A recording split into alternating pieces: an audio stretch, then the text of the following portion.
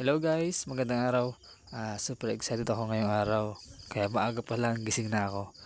Kasi naimbitahan po ako na paunlakan sa isang simple at importanteng selebrasyon ng aming pong iniidolo at hinahangaang si Idol Rico yan. Dito lang po yan sa Paranaque, sa may sukat po. Sa may MMP o Manila Memorial Park.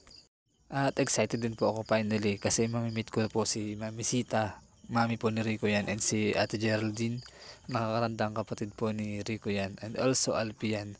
Pamangkin po ni Rico na nag-i-start na rin mag-showbiz. Ayan po guys, fast forward, nandyan na po ako malapit sa punto niya naglalakad. Malayo pa lang po, nakikita at nararamdaman ko na po ang presensya nila. Grabe po ang pagmamahal nila sa kanilang idolo. Maririnig ko po dyan ang kanilang mga pagbati para po sa aming iniidolong si Rico yan. Parang ang hirap pong tanggihan ng ganitong klaseng imbitasyon para sa akin. And also, isa na rin itong special na araw para sa amin lahat na sumusuporta at nagmamahal sa kanya. Kasi ito yung araw nang nagkakausap kami na parang isang buong pamilya. Kaya sa lahat ng Alpinatics RYCB fans, mahal na mahal ko kayong lahat. Kaya kung nakikita man niya to ngayon, sigurado ako masayang masaya siya. Lalong-lalo na kung makikita niya yung saya sa mata ng kanyang mami na si Mami Sita. Uy, biglang nagdrama. Kaway ka lang po dyan, Mami Sita. Happy to see you po. Mahal ka po namin. At kung mapapansin nyo guys, ang dami namin pumunta kahit mga taga Manalayo kami. Ganyan po kami kadami na nagmamahal at sumusuporta kay Rico yan. Kagaya ko po, from Batangas to Paranaque, almost 3 hours yung biyahe ko. Pero hindi ko po ininda yung pagod at yung tagal inip sa biyahe. Kasi worth it naman na nandito na po ako. Nung nag-celebrate na po ako, na witness ko po lahat. Ang saya, sobrang saya. Walang pagsidlan yung saya ko nung araw na to. Super enjoy. At ayan nga po guys, si Mami Sita po ay may dala ng mga foods. And then yung iba po, yung sa ibang fans. Grabe po mag-effort yung ibang fans. Makikita mo talaga yung pagmamahal nila kay Idol Rico. Sayang lang po, medyo na late ako ng dating. Kasi bago po ako dumating, kakaalis lang po ni Kuya Bobby. Ito pala guys, share ko lang. Sa mga hindi po nakakaalam, isa po si Rico yan sa mga naging inspirasyon ko po. Kaya ako po pinasok ang mundo ng showbiz. At habang kausap ko nga po kanina si Mami Sita, sinabi niya po sa akin, kumbaga ituloy-tuloy ko lang daw po yung pangarap na yun. Ang dami niya pong binigay sa aking advice. Kaya Mami Sita, thank you po. Sana magustuhan niyo yung ginawa kong video na to. Ito na po ang request niya Mami Sita. At sa mga sandali nga po ngayon, hinihipan na po, binoblow na po ni Alpi ang kandila po sa cake ni Rico yan. Happy birthday Rico in heaven. Mahal ka namin. At nang matapos nga po, ikagad po kami tinawag ni Mami Sita kasi ready na daw po yung lunch. Kain po tayo guys.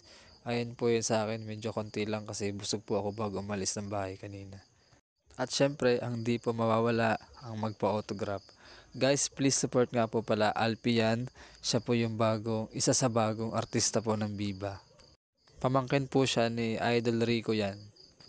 Grabe, ang saya nila pagmasdan. Papakilala ko nga din po pala sa inyo si Nanay Linda. Siya po ang nangangalaga at nagbabantay po sa puntod po ni Idol Rico. Sobra pong sipag niya. Ayan nga po, sa mga punto pong yan, binabati po namin, kinakantahan po namin. Ginigreet si Idol Rico. Si Ate Jo po may hawak ng candle dyan, yung aming admin ng RYCB fans. Ayan po, sobrang saya po. Ang sarap pong makita, ang saya na kumbaga sama-sama po, nagtitipon, nag-celebrate po para po sa birthday ni Idol Rico. Lalo po yung makita namin masaya po si Mami Sita bilang isang nanay po ni Idol Rico at bilang fans po kami ni Idol Rico. Ang saya po makita na masaya din po siya. At para mas maipahatid po namin ang aming mensahe, nagpalipad po kami ng balloons para mas makarating po kay Idol Rico sa langit ang aming mga mensahe. Happy birthday in heaven, Idol Rico yan. Mahal ka namin. Sana nagustuhan mo ang inihanda namin selebrasyong ito para sa'yo. At sa mga punto pong yan, lumalim na po aming usapan ni Mami Sita. Nag-request po siya, nagkamustahan po. Tapos, kumbaga nakita ko po sa mga mata niya, ang saya niya. Ang saya na nakita niya kami ng mga nagmamahal sa kanyang anak. Sobrang bait lang talaga ni Mami Sita. Hindi siya ganun kahirap i-approach. Hindi ko po kakalimutan Mami Sita yung mga binigay mo sa aking advice kanina. Babaonin ko po siya kahit saan man po ako makarating. Maraming salamat po Mami Sita. Isang karangalan po sa akin ang makita kita at makausap. At syempre, ang di pa pwedeng mawala o makalimutan, ang magpa-picture po, picture taking. Pakilala ko nga lang din po, siya po si Ate Geraldine, ang nakakatandang kapatid po ni Idol Rico yan. Napakabait po niya inside out. Pati po yung anak niya na nagmana din po sa kanya na sobrang bait. At dito na po natatapos ang maiksing ganap sa aking buhay ngayong araw. Maiksi man po siya pero memorable po. Masaya po akong na-experience ko ang ganitong klaseng selebrasyon na napakasaya. Maraming maraming salamat po, lalo lalo po kay Ate Jo, kay Ate Asnia na nagbigay po sa akin ng souvenir. Maraming maraming salamat po. Yun lamang po. Bye bye.